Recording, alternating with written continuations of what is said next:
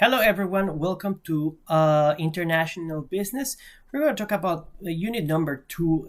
This unit mostly concerned about national differences in political, economical, and legal systems. So, the first thing that I want you to do is to watch this video. It's a little bit long, but I think if you don't understand how the world works and the political systems behind them, it's very hard for you to really understand how to make business abroad. So let's carry on with that one. International business is very complicated, mostly because many countries vary in many ways.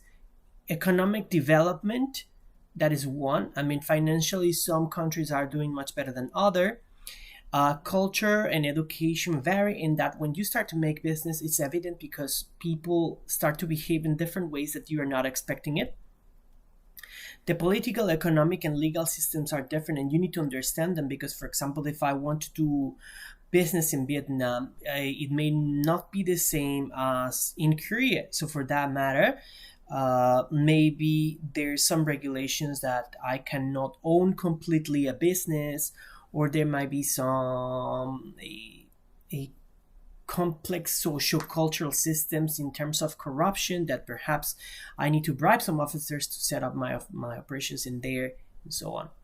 The same thing when we talk about social and cultural effects is we talk about that people may have a very different mindset. Here, for example, in Korea, we see the mindset of pali pali. Let's do things quickly, let's change things quickly, and let's get rid of it. But there are some other countries that, yeah, let's take our time, let's think about it. And again, different cultural systems will behave in very different ways. So first we talk about political system. So political system is the system of government in a nation. So in this case, we can talk about where there is more focus on collectivism or individualism. Korea, for example, focuses a lot on collectivism. Means people do things very similarly as compared to Americans. Americans are more individualistic. So in this case, the same thing when you are dealing with a company, a Korean company or a Japanese company, they will think collectively. What is the better outcome for everyone as compared to the individual? We also have democratic or totalitarian. North Korea, Cuba, Venezuela, totalitarian, democratic societies that believe in voting for their leaders, and that also makes a difference because that brings political stability. Means that a political stable country will represent good business because the government won't be involved in our business decisions. Okay, so here we had collectivism and individualism. Here, for example, also we have when talking about socialism, there's many types of socialism. For example, in Germany or in Norway, although it's not expressed as a social country, as a socialism country, we could say that many of the policies are triggered towards the benefit of everyone. So it is not socialist because they still can vote, but there's so many areas where they still try to benefit everyone. Okay, so here we have to think of also how social is divided into communist and social democrats, right? Which is how we distribute all the goods throughout the population and how we privatize. Well, we make all the goods part of the government and then we redistribute them.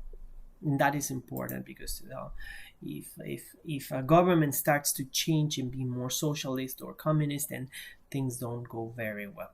Okay, so now, in this in political systems, again, we go into individualism. We already spoke about it. And again, this one we already spoke about it as well. Okay, so now, in totalitarian, well, the differences between the totalitarian and democratic governments is the freedom that you will have to operate. For example, in China, it's more a totalitarian approach. So many things are controlled. Businesses are controlled by the government and they are overseen in some certain way as compared to democratic governments where we have political systems or economies that you can operate freely. So we can see a very vast difference between the two of them. Okay, so We're not going to go in depth into that. So now also we have pseudo-democracies, which is political systems where there's an illusion that there's democracy, but there's ruling parties that they do not give way to others. It's the case, for example, in Asia of Singapore, where there's different government, there's elections, but the ruling party has been there for over 70 years. So the likelihood that will change is very, very difficult, right? Same as Russia. Russia also has the same thing. Okay, very good. So in this case, political ideology and economic systems are connected because if the political thought is more free, then the economy is also more free to operate. So again, in this case, when we have governments that have a lot of control over the decisions of the people, they also implement that rule into the companies as well. So in this case, we have pure market economy. Is we have the economy to flow freely. There's fair competition, and the government doesn't get involved into a market economy. They just let them freely operate as it is. While in the other one, we have, for example, a command economy, where the goods or services are produced at a price which they are also planned by the government. So in this case, is the opposite. The government has influence over the prices of the things, and that doesn't let a free market. A free market enables competition, and that's good. That's good for companies to be more competitive and offer better services as compared to when things are controlled by the government.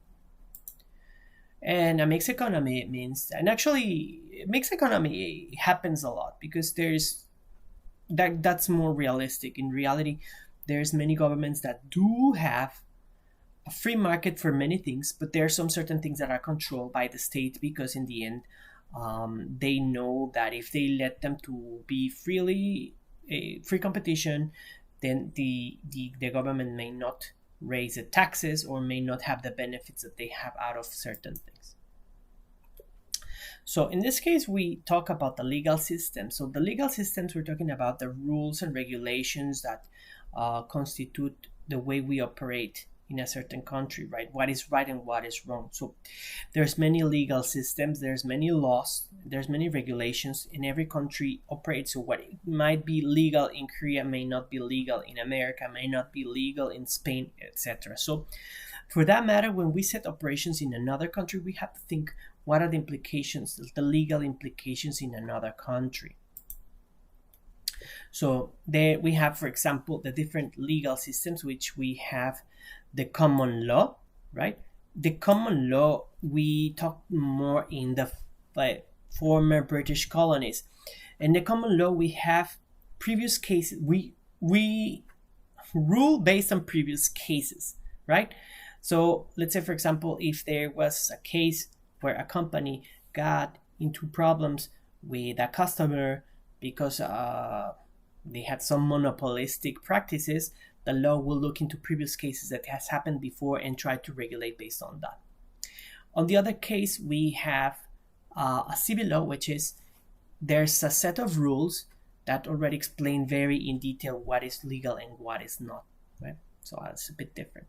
And then we have one more, which is not very common, but it happens, is the theocratic law.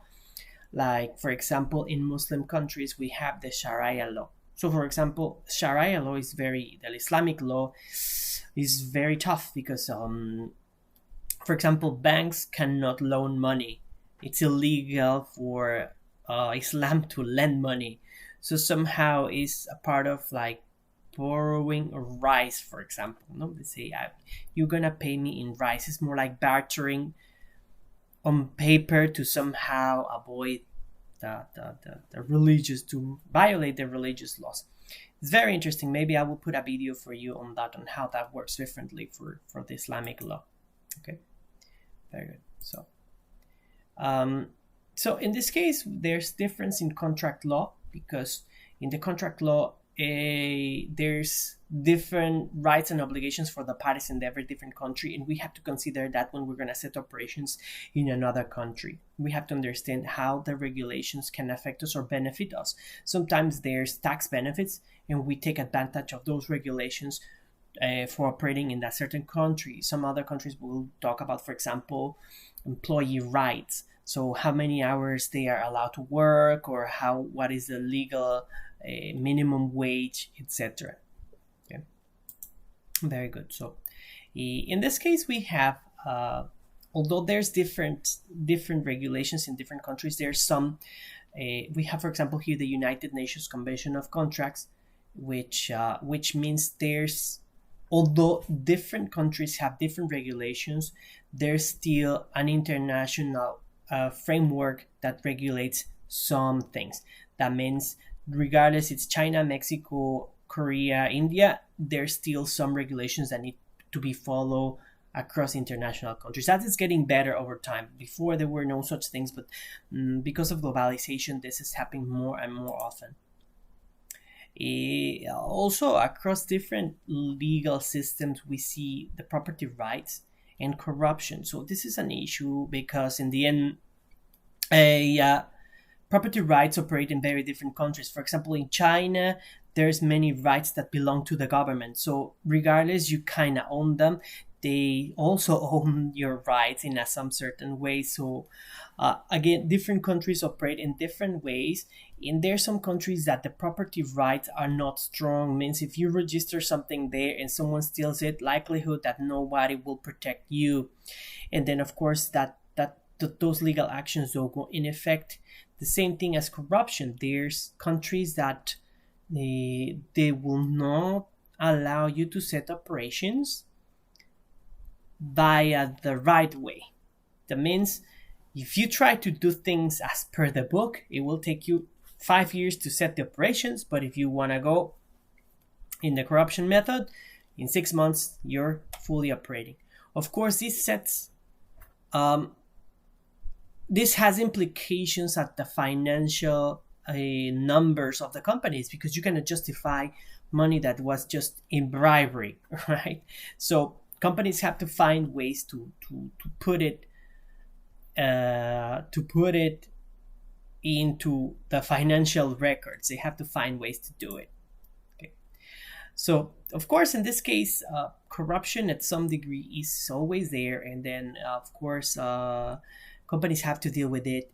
And the problem is that sometimes we set operations, and some years after comes a new government, and then they want to evidentiate what happened in previous administrations, and then we may face some backlash from the public because we bribe the public officers, and perhaps the perception of the people is not going to be very good about us, right? So here we have, for example, who are the highest corruption countries. I want to live in Denmark, no corruption in there. Nor Somalia, I don't want to live there. So, well, in this case, I mean, there's here, for example, in the US has the Foreign Corrupt Practices Act. In every country, many countries have this corrupt practices policies or act, but again, how the government enforces them, that's a different story. Okay, so here we have, for example, when we talk globally about property rights, we can talk about patents. Patents are in terms of things that we invent, like for example a device, it's protected. We have the copyrights in terms of like more like songs or texts or so, and then we have trademarks, which is more on the brand itself, like swoosh from Nike cannot be done it, no? And so in this case we have different types. For example, the patents of an iPhone, the copyrights of K-pop songs, and the trademarks of Adidas, the 3 stripes. There we have the 3 examples of them. Okay, so again, there's for example the Paris Convention for Protection of Industrial Property. That is an act that protects everything, or almost everything, and it works across many nations. But again, the local implementation of it is something that sometimes it doesn't work too well, because in some For this regulation internationally, you can sue someone, but locally nothing's gonna happen. So that's why sometimes these conventions, on paper sound fantastic, but in reality they are not the best thing. Okay, so then we have also legal systems for product safety and product liability.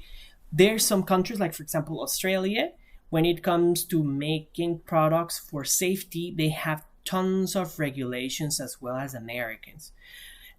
This doesn't happen in some other countries, where if you release a product in some certain way, authorities won't care. But like I said, for example, Australia or America are very stringent in very, very small details. If there's a small thing that can pose any danger for the consumer, they will not let it go through. And that is, again, when you plan to do international business, you have to follow all these product safety and product liability.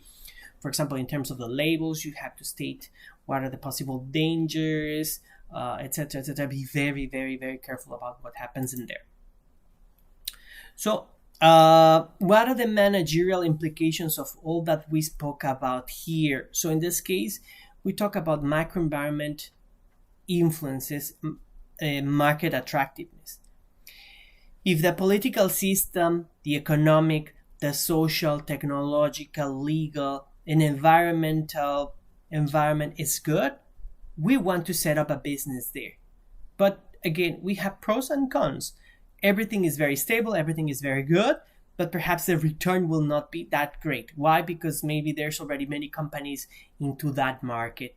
It's easy to set up a company into that market. So in this case, when we think of countries that have higher risks, there's also higher return because there's no companies there. But again, we have risks that our products will be stolen the property rights, or perhaps that we will face corruption, etc. So again,